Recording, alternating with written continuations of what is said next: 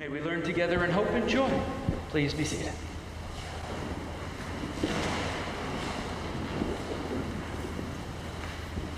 Most of us, I suspect, have from one time or another heard the adage that you should never negotiate with terrorists. You've heard this before? Negotiate with terrorists. Never negotiate with terrorists, they say. And yet any of us who are here today and are fathers on Father's Day, or our mothers, know that very often we have negotiated with terrorists.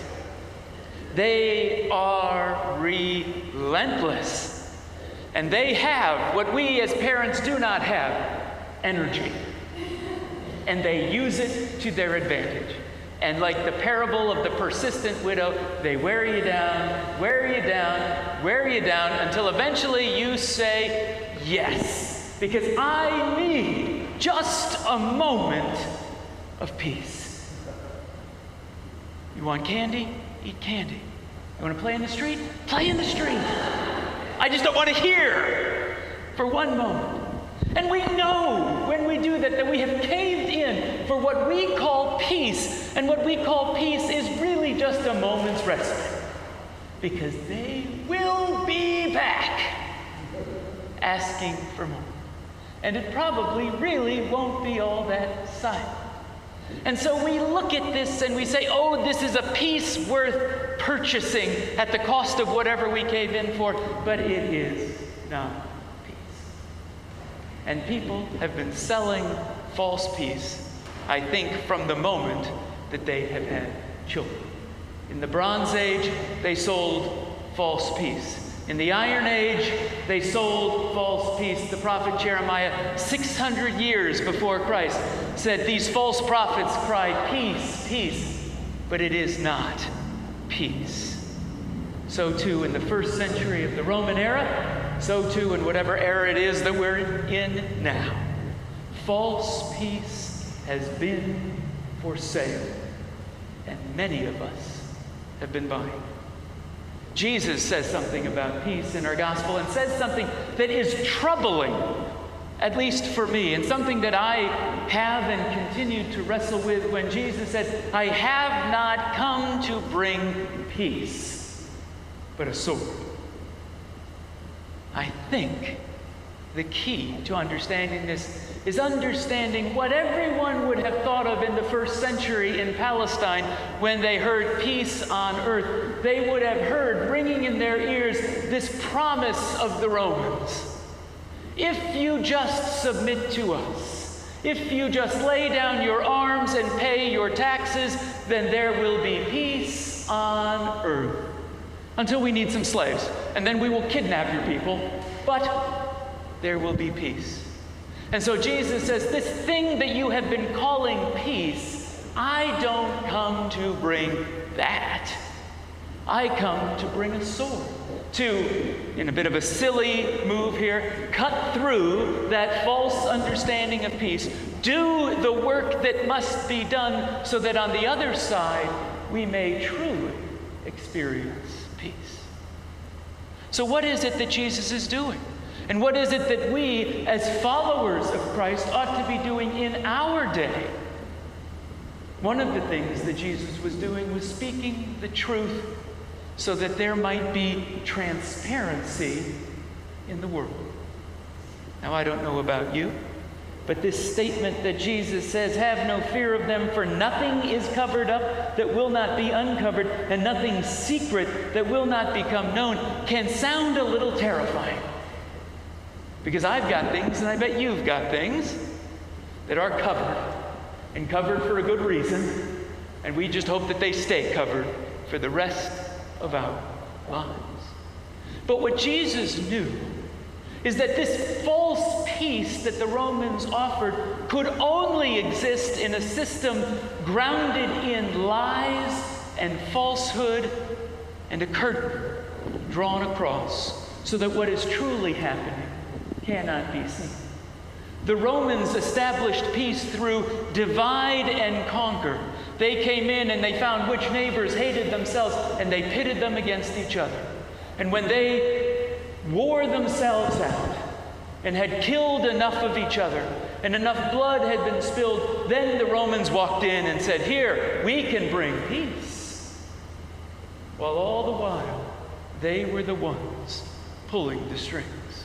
And so Jesus says, if you want true peace, you need to see what is going on in this world for what it is. All that is covered, all that is hidden will be uncovered and will be seen. Isn't it nice, friends, that divide and conquer politics has gone the way of the Roman Empire? 60 years ago, 60 years ago, it was Buffalo Springfield. Do we remember? Something's happening here, and it ain't exactly clear. Paranoia strikes deep into your life. It will creep. It starts when you're always afraid. What was true in the first century was true in the 60s, is true today. The foundation of the false peace that was offered to them was the antithesis of what Jesus said the foundation of peace is, namely to love your neighbor as yourself. In Jesus' day, you couldn't love your neighbor because you couldn't trust your neighbor, because your neighbor might be selling you out to the Romans. Or, if they were of another persuasion, they were selling you out to the zealots who were fighting the Romans. You couldn't win. You couldn't trust your neighbor. If you can't trust your neighbor, how can you love your neighbor? Jesus says the antidote to this is revelation, a revealing of what is going on. And when, like the Wizard of Oz, the curtain is pulled back and you see the levers are being pulled, then the lies lose their power. Not easily. More on that in a second. And then Jesus reverses it for a moment and he says, what I say to you in the dark, tell in the light, and what you hear whispered, proclaim from the housetops. This is how good news is spread. Not by shouting across a chasm. Who am I going to make uncomfortable for a second, Ella? But by leaning in and whispering. You can't whisper from a distance. You can only whisper when you are close enough to see them in the eyes, to be face to face with them, to dare I say connect with them like they're a human being. Jesus says that when you lean in, and you lean in, and you lean in, and we all lean in, and we whisper, then the good news can be shared. And that sounds lovely, and that sounds nice, but it isn't. What Jesus was preparing his disciples for was something that must have been obvious to them if they saw how the course of Jesus' life went, which is when you share good news, it doesn't always go easy. When you pull back the curtain, it is not always safe, because those people whose wealth and power and lifestyle is grounded in lies will hold on to those lies until it is firmly wrestled from their grasp. And there are those who will just lie and lie and lie and lie. And so, as we are opening up the reality, revealing the truth of what is, we must stand for justice in the face of conflict. Because there will be people who lash out. Again, the Romans defended their lies with the sword. Galgacus? Anybody? Galgacus? The first chieftain of the Caledonian Confederacy in Scotland, as they were resisting the Romans, has the famous statement, they create desolation and call it peace. You ever took Latin 101? That might have been one of those that were in there. It's a good little Latin phrase that I don't remember. But I remember that it's a nice Latin phrase. I get half credit maybe for that. One built on violence, threats, lies, death, destruction, and desolation. And there were people in that day who looked at that and pointed at that false peace and said, this is the shalom of God. This is what the God of Israel has been promising. This is the peace that God said would come to the earth and reign.